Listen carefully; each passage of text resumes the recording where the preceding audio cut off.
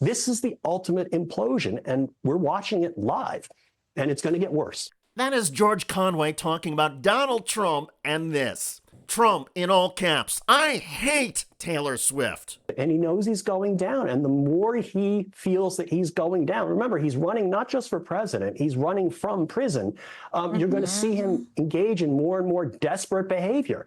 And that's what you see with I hate Taylor Swift, is he's just lashing out. And, you know, his people have lost control over him. A few days ago, after Taylor Swift endorsed Kamala Harris, Trump was asked about Swift on Fox News. Taylor Swift endorsed Kamala Harris. What do you think? Well, I actually like Mrs. I actually like Mrs. Mahomes much better, if you want to know the truth. She's a big Trump fan. I was not a Taylor Swift fan. It was just a question of time. You couldn't possibly endorse Biden. You look at Biden, you couldn't possibly endorse him. But she's a very liberal person. She seems to always endorse a Democrat, and she'll probably pay a price for it in the marketplace. But no, I like Brittany. I think Brittany's great. Brittany got a lot of news last week. She's a big MAGA fan. That's the one I like much better than Taylor Swift. Donald Trump prefers Brittany Mahomes? Does Brittany Mahomes have any songs she has recorded and released? And is this really Donald Trump's best comeback? I don't care about Taylor Swift because I like her boyfriend Travis Kelce, co-worker Patrick Mahomes' wife, Brittany, better.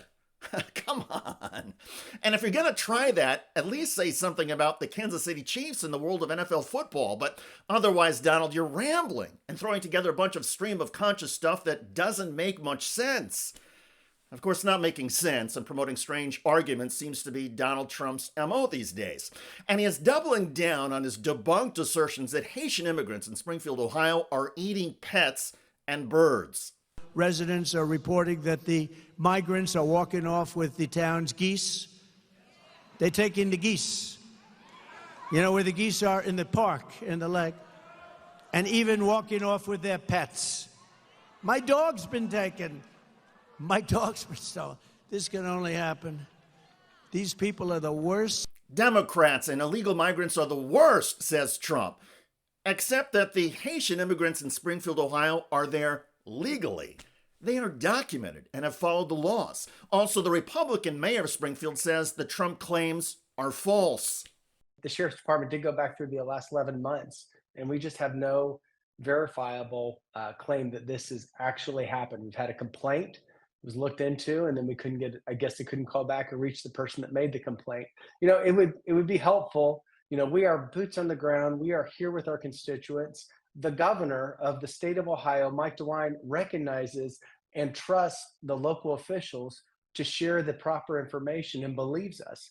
It would be helpful for those that are spinning Springfield into this swirl to understand that you can trust us. We are telling the truth. But Donald Trump running mate J.D. Vance says the empirical truth in Springfield is irrelevant. In a stunning interview over the weekend, Vance admitted that he has been fabricating stories about the problems with Haitian immigrants. The American media totally ignored this stuff until Donald Trump and I started talking about cat memes. If I have to, create stories so that the American media actually pays attention to the suffering of the American people, then that's what I'm going to do, Dana, because you guys are completely letting Kamala Harris coast. You just said that this is a story that you created. So the eating dogs and cats thing is not accurate. Dana, it comes from firsthand accounts from my constituents. I say that we're creating a story, meaning we're creating the American media focusing on it. I didn't create 20,000 illegal migrants coming into Springfield thanks to Kamala Harris's policies. Her policies did that, but yes, we created the actual focus that allowed the American media to talk about this story and the suffering caused by Kamala Harris's policies. Again, according to local Republicans in Ohio, the new Haitian arrivals are not illegal migrants. They are documented immigrants. Also, city leaders say the immigrants are hard workers and get much of the credit for new manufacturing businesses succeeding in the Springfield area and boosting the economy. The reliable supply of labor, says local leaders, has made a difference. But that obviously gets in the way of the Trump-Vance talking points. And Transportation Secretary Pete Buttigieg, one of the best on-camera advocates for the Harris-Walz campaign, says the Trump conspiracy theories are by design. There's even more to it than demonizing immigrants, although that's obviously part of what he's doing. This is a strategy to get us talking about the latest crazy thing that he did, whatever urban legend he amplifies. Right now, it's about people eating cats or geese or whatever, because he cannot afford for us to be talking about his record.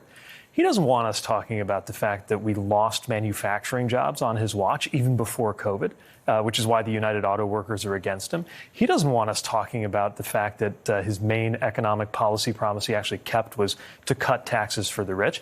He doesn't want us talking about how he demolished the right to choose in this country, that he's the reason that even IVF could be banned in many places in this country. The last thing he wants us to do is to talk about his record or his agenda. Maybe the policy record and agenda, but it is increasingly obvious that the personal record of the Trump-Vance campaign includes lying and spewing hateful nonsense. And in a presidential campaign, personal character, or the lack of it, still matters. Over the past several days, the Trump-Vance claims about Springfield have sparked bomb threats that have closed down local schools and government agencies. Trump has refused to speak out against the threats. So a key message from anti-Trump conservatives like George Conway keeps getting reinforced. Donald Trump is a sociopath, and sociopaths lie relentlessly. They have no empathy or caring for other people. I mean, who answers the question?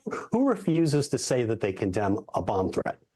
A sociopath, a psychopath, somebody who has no care, no feeling for other people, and only cares about himself. And it's all about him. It's all about how he thinks he can spur people on into violence to support him. And, you know, he's just a dangerous person. And that is exactly why you're seeing conservatives like me and the 17 people from the Reagan administration and Liz Cheney and so many others speaking out and saying we can't have him back. And it's not just celebrities in the political world saying that. We began this video talking about Taylor Swift. In her endorsement of Kamala Harris, she wrote that America can do so much more if we're led by calm, not chaos.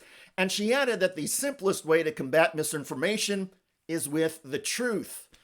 Well, the truth is that Donald Trump is exploding at Taylor Swift, melting down, and losing. By the way, Donald Trump's disastrous debate performance has left MAGA world in shambles. I'm disgusted. I'm ashamed of those moderators at ABC News. This should be the last time the Republicans ever do this. Because those two moderators tried to sink Donald Trump tonight. Check out that video at the link below. It generated a lot of comments on YouTube.